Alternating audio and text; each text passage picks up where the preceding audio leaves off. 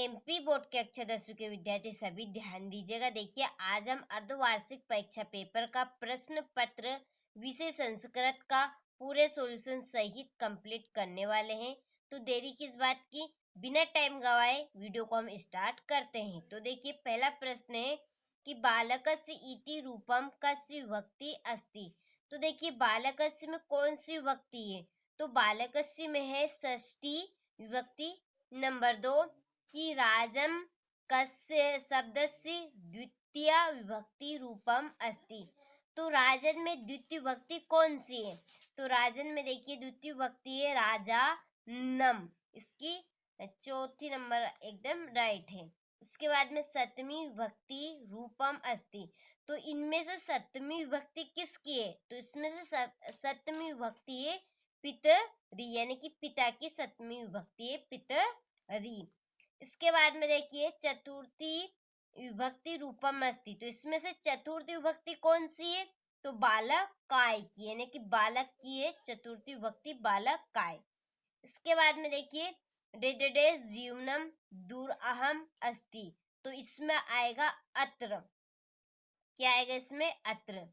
इसके बाद में अधोलिखितेषु अव्ययम नास्ति।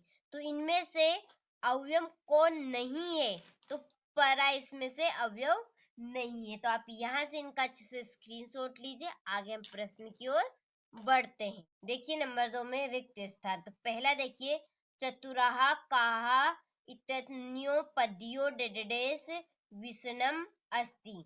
तो इसमें क्या भराएगा, तो इसमें आएगा चतुराहा। नंबर 2 आमंत्रम अक्षरम इत्यन्यो पदियो विशेषणम पदम डेडेडेस अस्ति। तो इसमें क्या आएगा, इसमें आएगा आमंत्रम, इसमें ये भराएगा। इसके बाद में तीसरा देखिए सलितम इतसी पर्यापदम डेडेडेस अस्ति। तो तीसरे में क्या भराएगा, जलम, इसमें जलम भराएगा। नंबर 4 पत्नी इतसी पर्यापदम डेडेडेस अस्ति। चौथे में भार्या, यानी कि पत्नी का पर्याप्त शब्द कौन सा है, तो भार्या, हम पत्नी को भार्या भी बोलते हैं। दनवाय इतसी पदस्य विलोम पदम डेडेडेस अस्ति। तो दनवाय का विलोम शब्द क्या है, मानवाय, इसका ये पांचवा। नंबर 6 संपत्तो इतसी विलोम पदम अस्ति। तो संपत्तो का विलोम शब्द क्या बनेगा, विपत्तो, ये छठा है ये। तो आप यहाँ से अच्छे से इनका स्क्रीनशॉट लीजिए और इन्हें आप भर लीजिएगा। इसके बाद में प्रश्न क्रमांक 3 देखते हैं युग्म मेलन, यानी कि जोड़ी। पहली जोड़ी अग्नि दंत, अग्निदंत की जोड़ी देखिए किसमें लगेगी, तत्पुरुष समास में। नंबर 2 इत्यादि, इत्यादि है यण संधि। गायक, देखिए गायक की जोड़ी है अयादि संधि, गायक क्या है, अयादि संधि है। चोरात भयम, यह है पश्चिमी तत्पुरुष समास। और नर धन इंद्रा, ये गुण संधि। पांचवी और छठी राम लक्ष्मणो, यह है द्वंद्व समास, ये छठी जोड़ी। तो आप यहाँ से भी जोड़ी का अच्छे से स्क्रीनशॉट लीजिए और अच्छे से कंप्लीट कीजिए। इसके बाद में देखिए एक पदेम उत्तरम लिखत। तो नंबर 1 आगत्ति तस्मिन् पदे प्रत्यय अस्ति।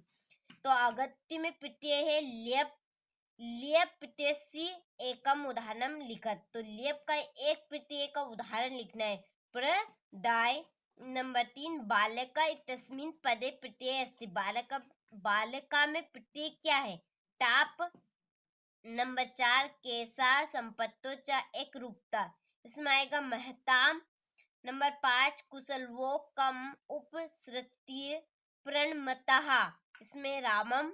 नंबर 6 दुर्बले सूते कस्या अधिका कृपा भवति, इसमें मातु। तो आप यहाँ से अच्छे से इनका स्क्रीनशॉट लीजिए।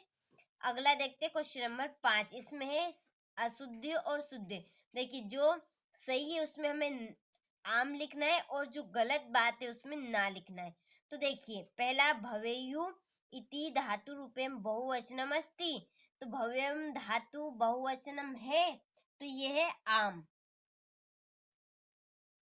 नंबर 2, याचुतु इत्यस्मिन् पदे एकवचनम अस्ति। याचितु में इत्यस्मिन् एक वचन है, तो हाँ है, ये भी आम है। नंबर 3, गस्मयति गमीय क्या है, गमीसयति इति पदे लट लकार अस्ति। गमीयसति में लट लकार है नहीं, ये ना है। भविष्यति इति पदे लट लकार अस्ति, हाँ इसमें है लट लकार। नंबर 5, प्रहार इत्यस्मिन् पदे प्र उपसर्ग अस्ति। प्रहार में उपसर्ग प्र है, हाँ सत्य है, इसमें भी आम आएगा। और नंबर 6, उपवनम इति पदे उपसर्ग अस्ति। तो उपवम में उपसर्ग है, हाँ है, हम इसे उपधन वनम आएगा इसका, तो इसमें सही है ये भी। तो ये सभी आम है, केवल तीसरा छोड़कर ना है, इस तीसरा ना है और सभी आम है। तो आप यहाँ से अच्छे से इन प्रश्नों का स्क्रीनशॉट लीजिए। क्वेश्चन नंबर 6 से हमारे प्रश्न उत्तर स्टार्ट होते हैं। ये 7वां 8वां है, कृषक की करोती। यहाँ से आप अच्छे से इनका स्क्रीनशॉट ले लीजिए। Question number 11, question number 12, question number 13 और क्वेश्चन नंबर ये 14। देखिए 13वें में एक बार हम पढ़ लेते हैं। प्रश्न पत्रे समागताम श्लोकम विवाह स्वपाठी पुस्तकस्य सुभाषितानि द्वे लिखत। जो आपकी बुक है उसमें से सुभाषितानि के पाठ में से 2 श्लोक लिखने हैं। इसी तरह क्वेश्चन नंबर 14 देखिए, अधोलिखितानाम अशुद्धि अशुद्धि कारक वाक्यम शुद्धि करनी। ये अशुद्धि वाक्य, इनको आपको शुद्ध करना। कोई 2, पहला सीता रामस्य सह वन गच्छति। नंबर 2, माता बालकस्य दुग्ध दत्ताति। नंबर 3, अहम दुग्ध रोचते। नंबर 4, नाव दड़ांग अस्ति। इसमें से आपको 2 करने, 4 दिए गए हैं, तो आप अच्छे से स्क्रीनशॉट लीजिए यहाँ से। इसके बाद में देखिए क्वेश्चन नंबर 15।